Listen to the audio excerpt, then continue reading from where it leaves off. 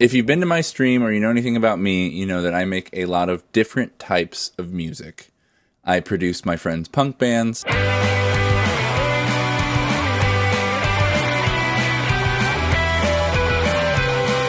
I'm working on an indie electronica album with my band, Cahokia Surf Club.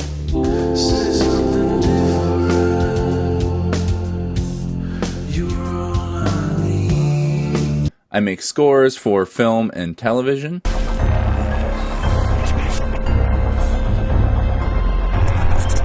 And I make a lot of chiptune music and video game music.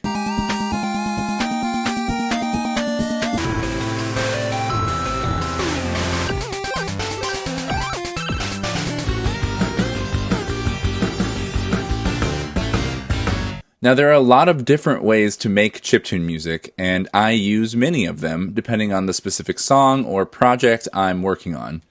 One of my favorite ways, though, is using my Game Boy and a piece of software called LSDJ, or Little Sound DJ. If you aren't familiar with LSDJ, LSDJ is a Game Boy music sequencer used by video game musicians, Grammy winners, and chiptune virtuosos over the world. It is regularly praised for being intuitive, fast, and fun, and I would fully agree with that last statement. Today I wanted to give you a rundown of how I use LSDJ with my Game Boy and show you my workflow and the tools I use in conjunction with LSDJ to make Game Boy chiptune music. I'll put links in the description to all the tools, resources, and hardware I mentioned throughout the video. So LSDJ has been around for a long time now. It was first released by its creator, Johan Kotlinski, all the way back in the year 2000, but it has changed a lot over time to have more features and be more user-friendly. The software is free to download, though I do recommend donating to Johan since he's put in so much hard work keeping it available and free and up-to-date over the years. The cool thing about LSDJ is it's designed to be run on actual Game Boy hardware, allowing you to make music using the sound chip built into the Game Boy console. You can run it from a cartridge on Game Boy models all the way from the Game Boy Classic to the Game Boy Advanced SP, though I do recommend using a pre-Advanced era Game Boy due to the button layout being more conducive to using the program. If you don't have a Game Boy, you can also run LSDJ on any Game Boy emulator and make great chiptune music right on your Mac or your PC. So, as I mentioned earlier, you can grab the LSDJ ROM for free from their site. I downloaded it and flashed it to a Game Boy Color cartridge from one of my favorite retro modding companies, Funny Playing. This is the Funny Playing Midnight Trace version 2 cartridge. And this is their portable cartridge flasher, the Burnmaster. Now, there are a number of flash carts and cart flashers out there, and some are definitely more popular and probably more stable than these ones, but I found that these Funny Playing ones are perfect for my workflow. These Midnight Trace carts have a huge amount of storage and can hold lots of songs at the same time, and they're also highly compatible with the Burnmaster. Another thing I like is that the batteries aren't soldered into these carts, so you can quickly and easily pop them out and swap a new one in when you eventually have to. So I love the Burnmaster for its portability.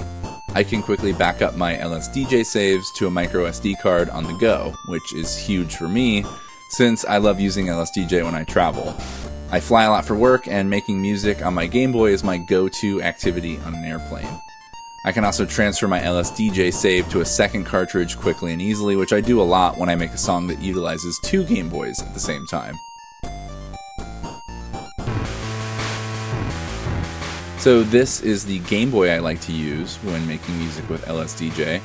I started off using this, though, the Funny Playing Game Boy Color, which is great on the go because it's small and portable and has a great battery life, but I eventually abandoned it and moved on to the Game Boy Classic. Mostly because the Funny Playing Game Boy Color does not run at the same clock speed as real Nintendo hardware. If you want to use multiple Game Boys, any song you make on this will be out of sync with the other Game Boy, unless it's also a Funny Playing Game Boy Color.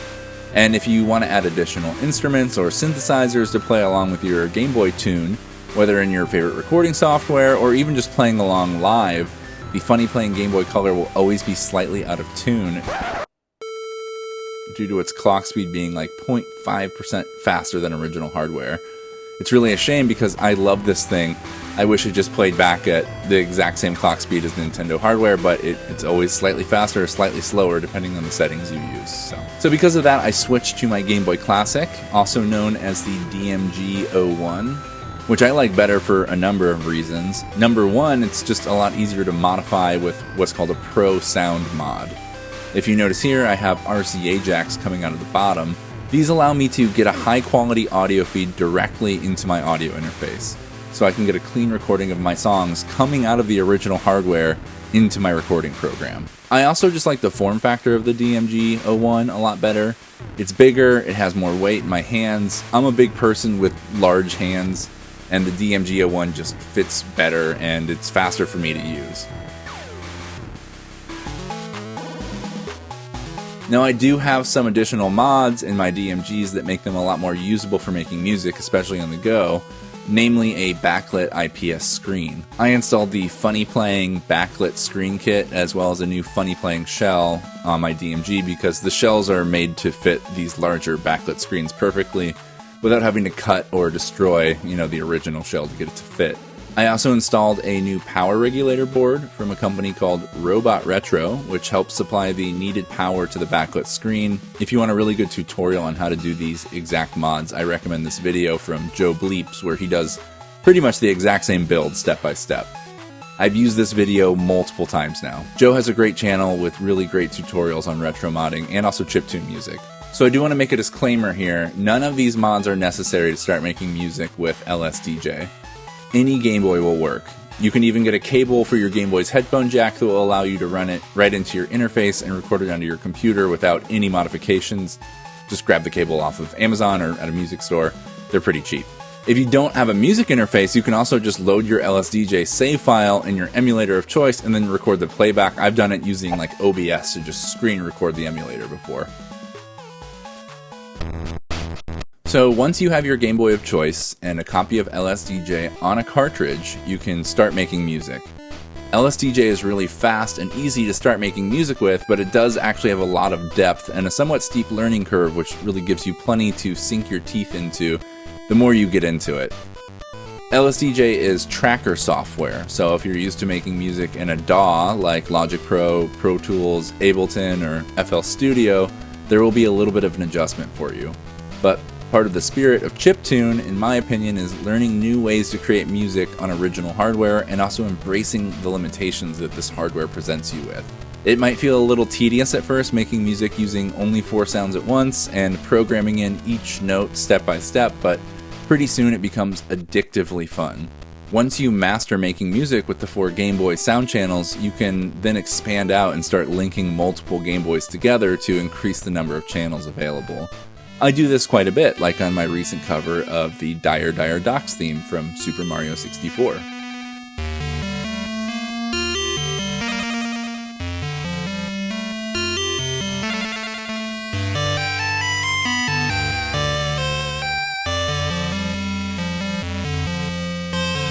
This is why I have this second DMG-01 right here. I just popped my second LSDJ cartridge into my second Game Boy here. I connect the 2 Game Boys together with a link cable. Then I go and change the sync setting in the project to LSDJ. And now when I press play on one Game Boy, it will play them both in sync with each other. I like using the extra 4 tracks to create a reverb effect where I kind of echo the melody on the original tracks. I also like using the additional wave track for samples if I've already used the other one for like a bass sound, for instance. When I have a song that I'm ready to record, I use these RCA to 1/4-inch cables, and I just run the sound from my Game Boys right into my audio interface. And then I record the playback in my DAW. Sometimes I record the Game Boy music track by track if I want to use some more modern mixing techniques or add additional instruments and sounds using the recording software.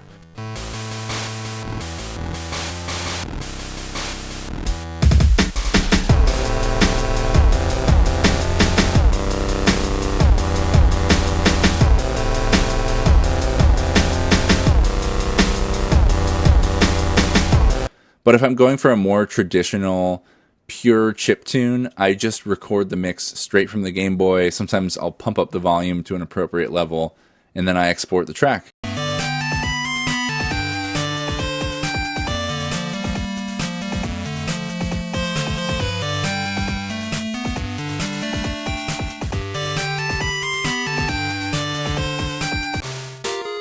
If you want to learn how to make music with LSDJ, I recommend trying it out on an emulator first to see if you like it before investing money into modded Game Boys and flash carts. There are some great tutorials on YouTube for learning the program, but the best resource is really the LSDJ manual, which is available on their website. The manual walks you through the basics and very quickly and easily gets you making music. When you're ready to get more advanced and start using more effects or linking multiple Game Boys together, the manual has you covered with easy to understand explanations of how to do everything. That's it. That's my LSDJ workflow. Those are my Game Boys. That's my setup. I hope you enjoyed it. I'll hopefully do another video soon about making chiptune music with the Game Boy. There are actually lots of other methods and other programs out there for making music on Game Boy. If you like this video, please like and subscribe to the channel for more chiptune content, more retro gaming content, and let me know in the comments below if you have any questions on how to start making your own chiptune music. I'll try and help you out if I can. Thanks so much.